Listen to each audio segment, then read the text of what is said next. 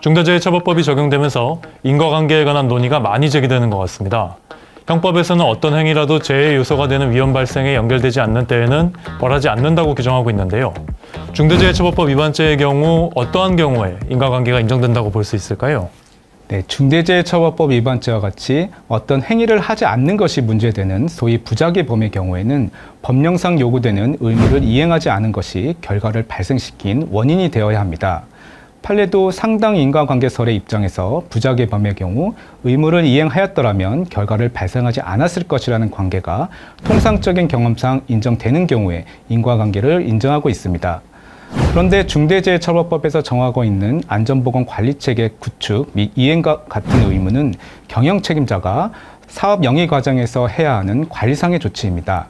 예컨대 이러한 의무 중에서 안전보건 전담 조직을 설치해서 안전보건 업무를 총괄 관리하도록 하라는 것도 있는데, 만약 이와 같은 안전보건 전담 조직을 설치하지 않은 상태에서 근로자가 생산 설비에 끼어 사망한 경우 그 사망의 원인이 안전보건 전담 조직을 설치하지 않았기 때문으로 볼 수 있는지가 문제되는 것입니다.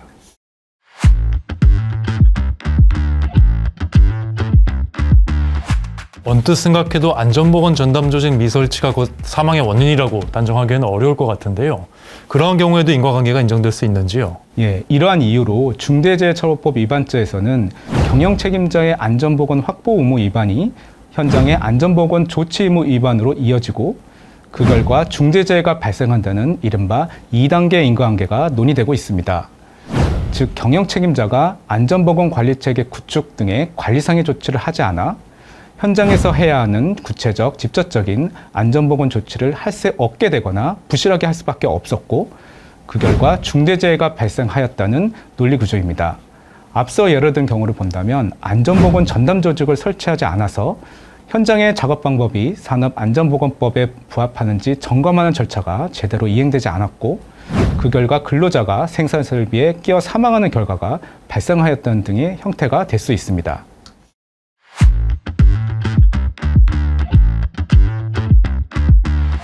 설명해 주신 2단의 인과관계가 실제 중대재해처벌법 위반 사건에서도 적용이 되고 있는지요? 네, 지금까지 14건의 중대재해처벌법 위반죄 판결이 선고되었는데요.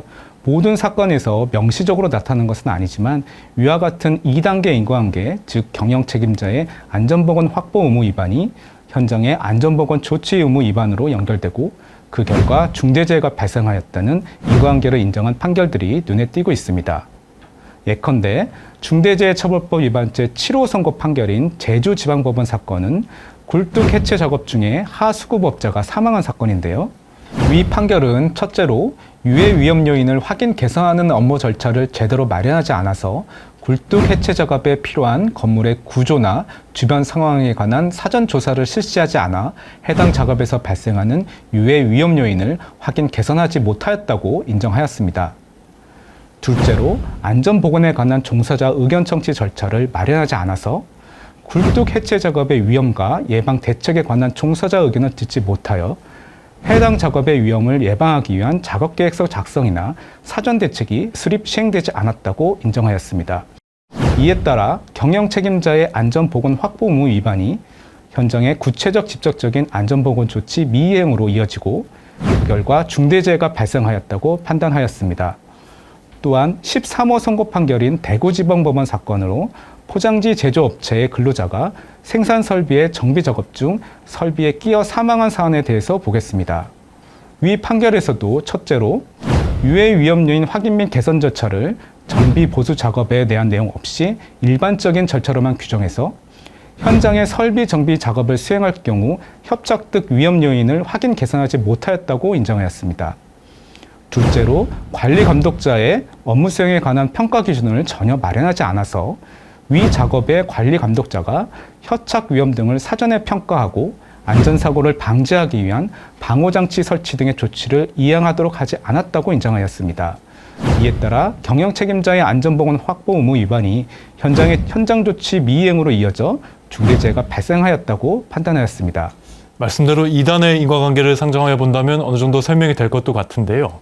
그렇더라도 경영 책임자의 안전보건 확보 의무 위반이 곧 중대재해 발생의 직접적인 원인이라고 볼 수 있을까요? 앞서 예로 든 경우를 보면 작업자의 부주의 또는 과실로 생산 설비에 끼어 사망했을 수도 있는 것 아닌가요? 네, 그와 같이 피해자의 과실이 경합되는 경우에도 대법원은 가해자의 행위가 피해자의 사망이라는 결과를 야기한 유일한 원인이라거나 직접적인 원인이 아니어도 다른 간접적인 원인과 결합하여 사망의 결과를 발생하였다면 그 가해 행위와 사망 사이에 인과관계가 인정된다는 입장입니다. 즉, 피해자의 과실이 개입되어 결과 발생에 직접적인 원인이 되었다거나 제3자의 가해 행위와 공동 원인이 되었다 하더라도 그와 같은 사실이 통상 예견할 수 있는 것이라면 가해 행위와 결과 사이에 인과관계가 부정하지 않는다는 것이 대법원의 확립된 입장이라고 볼 수 있습니다. 이에 따라 중대재해처벌법 1호 기소 사건으로 꼽히는 두성산업 사건에서도 법원은 상당 인과관계는 피고인의 행위가 결과 발생의 유일한 원인이냐 하는 것은 아니고 피해자나 제3자의 과실 등이 경합하는 경우에도 인정될 수 있다고 인정하였습니다. 이에 따라서 근로자들의 독성 감염 발생이라는 결과 발생이 원료를 제공한 기업의 허위 물질 안전보건 자료의 제공으로 인한 부분도 있지만 피고인이 안전보건 관리체계 구축 의무를 제대로 이행하지 않은 것 또한 원인이 되었으므로 인과관계를 인정할 수 있다고 판단하였습니다.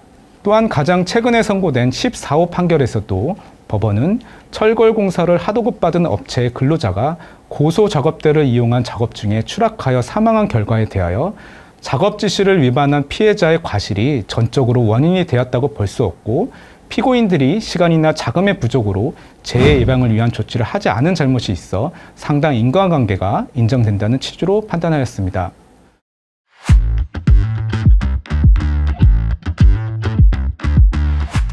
반면에 중대재해 발생이라는 결과가 안전보건 확보 의무와 무관하게 전적으로 피해자나 제3자의 과실행위가 직접적인 원인이 되었고 피고인으로서는 그러한 결과 발생을 예견할 수 없었던 경우라면 인과관계가 단절될 수도 있습니다.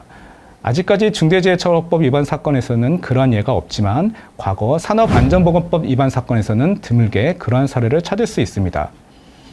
예를 들면 하수관 내에서 작업 중이던 근로자가 쓰러져 사망한 사안에서 피해자의 간질 병력이 문제되었는데 대법원은 부검 결과 익사 또는 산소 결핍을 시사하는 소견이 발견되지 않은 점, 피해자에게 간질 병력이 있었고 간질 병력은 부검을 통한 조직 검사에서 확인되지 않는 경우가 대부분인 점, 사고 발생 3일 후 사고 장소에서 측정된 산소 농도가 양호하였던 점, 사고 당시 기온이 낮았던 점 등을 종합하여 볼 때 피해자가 간질로 인하여 사망하였을 가능성을 배제할 수 없어 현장 소장인 피고인의 보건조치 의무 위반과 사망의 결과 사이에 인과관계가 인정되지 않는다고 판시한 바 있습니다.